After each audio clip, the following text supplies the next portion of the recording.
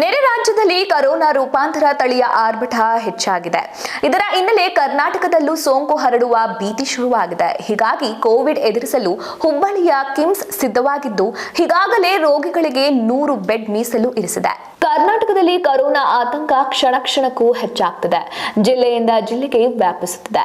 Corona virus JN1 ರೂಪಾಂತರ ತಳಿ ಭೀತಿ ಮಾತ್ರ ಹೆಚ್ಚಾಗಿದೆ.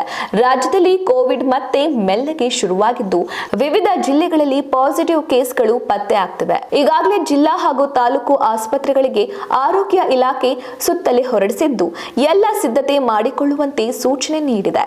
ಮುಂಜಾಗ್ರತಾ ಕ್ರಮಕ್ಕಾಗಿ ಸರ್ಕಾರದ ಮಾರ್ಗಸೂಚಿ ಪಾಲಿಸುವಂತೆ ಹುಬ್ಬಳ್ಳಿ ಕಿಮ್ಸ್ ನಿರ್ದೇಶಕರು ಮನವಿ ಮಾಡಿದ್ದಾರೆ.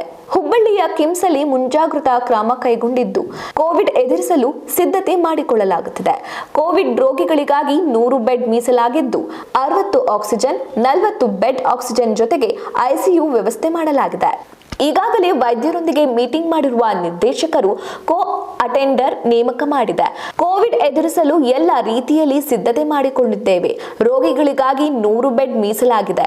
ಕಿಮ್ಸ್ನಲ್ಲಿ ಆಕ್ಸಿಜನ್ ಸಮಸ್ಯೆ ಇಲ್ಲ.